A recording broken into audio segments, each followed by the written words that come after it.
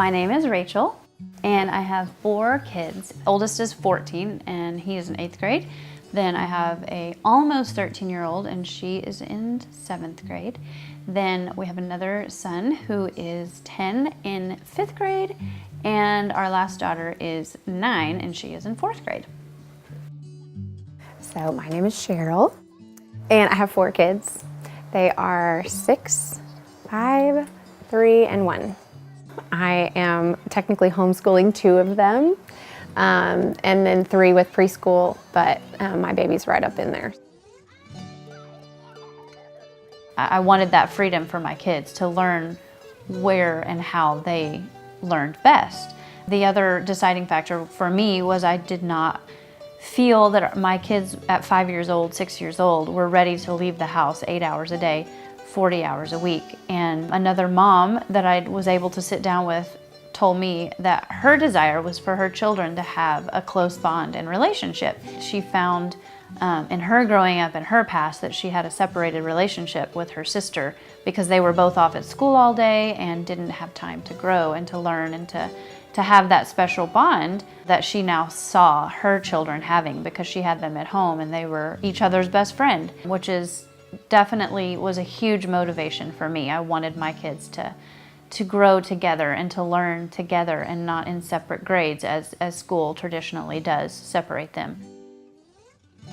I think, for our family, it really fits into our vision for who our kids are and that they've been entrusted to us. And Ben and I, together really the thought of giving them then to someone else for training of their mind just doesn't really fit in with our philosophy of who we are and who they are. So, for us, it just naturally followed in the family culture that, we feel we're called to have. Once I had my first baby, I just knew that homeschooling was what I wanted to do. And it kind of feels safer to make like a 1 year by year commitment. Like, well, for this year, we're gonna, kindergarten's so different than homeschooling an 8th grader. Kindergarten feels safe for me, especially because I taught kindergarten. I feel like pretty much anyone can help with colors and letters and numbers, but especially in my world, that felt like my forte.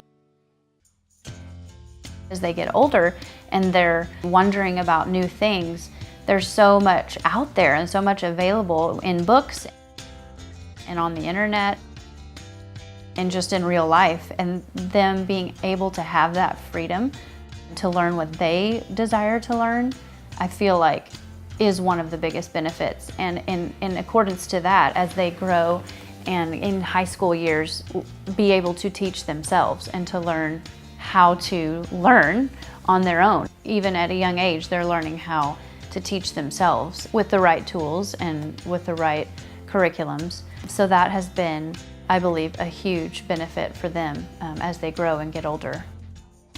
So as a teacher, I had 22 children at a time.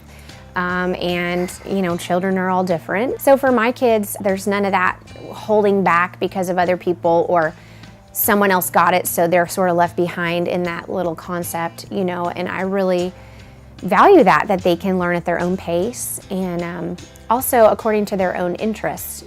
In the classroom, we had a set sequence of concepts that we were required to teach. And when I'm homeschooling, I can sort of use something like that as a skeleton.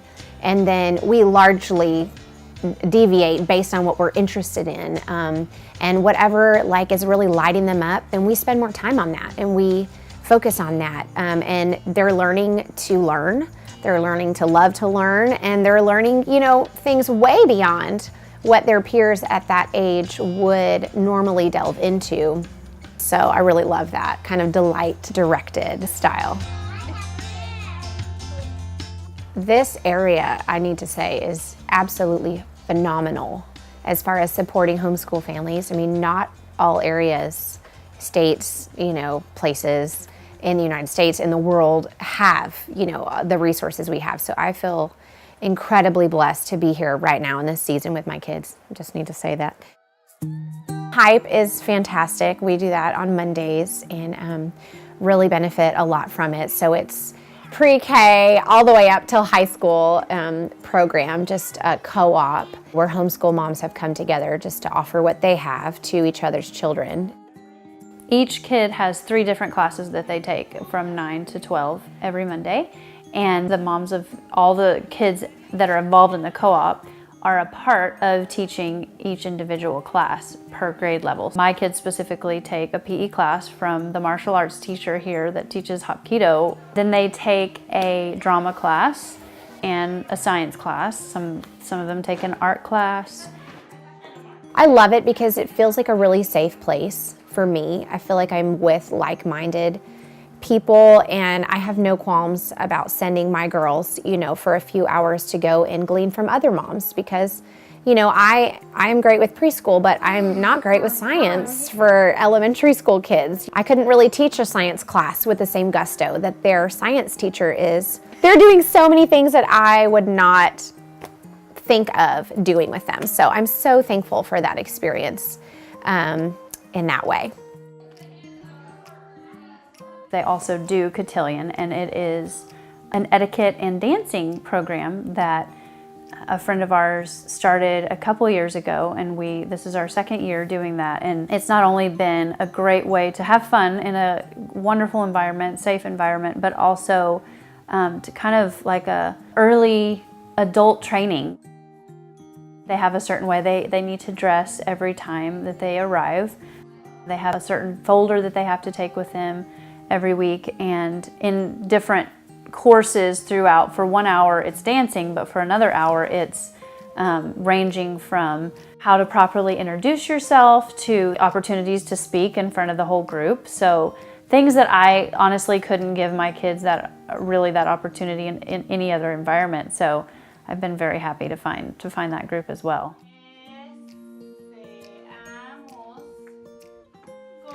I teach Spanish classes at the request of some homeschooling friends of mine, and it's ended up being such an incredible blessing for my children because I would not have had such a formal opportunity to include them in something like that. I mean, it would have been kind of bites here and there, but it's really just inspired me to, make that part of our family, bilingualism. And that day of the week is Friday. I teach 2 different classes, and so we call it Spanish Day.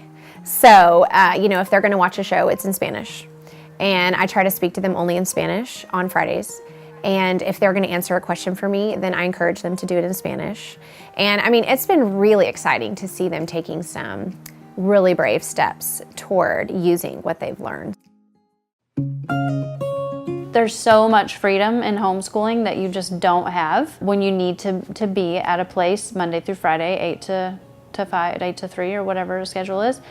One of the most enjoyable things is being outdoors with Tim and the kids, and those have been some of the most adventurous and times we've learned the most of who we are as a family, and part of education that you do not get between 4 walls. You just can't.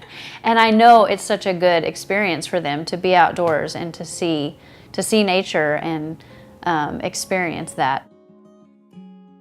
Seeing the things that they truly enjoy and love, and then watching them dig in and to learn more about those topics or those subjects has been super joyful.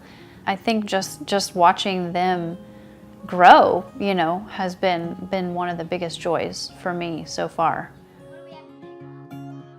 I think more than anything, though, the most rewarding part about the whole homeschooling environment and adventure for me is that I really truly get to know my children, and I just kind of want to break down and cry thinking about that I might miss that I might send them away all day and see them at the end of the day and see a couple of worksheets and ask them how their day was, and not really, I just feel like I would be missing so much of who they are. And I love being there when the light bulb goes off, just watching the little twinkle in their eye, and when they start to read. It's just such an incredible experience to go through that with your child, and I wouldn't trade it for the entire world. I love being there for those moments, and they are just such a gift to get to know and to spend so much time with, and I love that, just the interrelational aspect of it, because I grow so much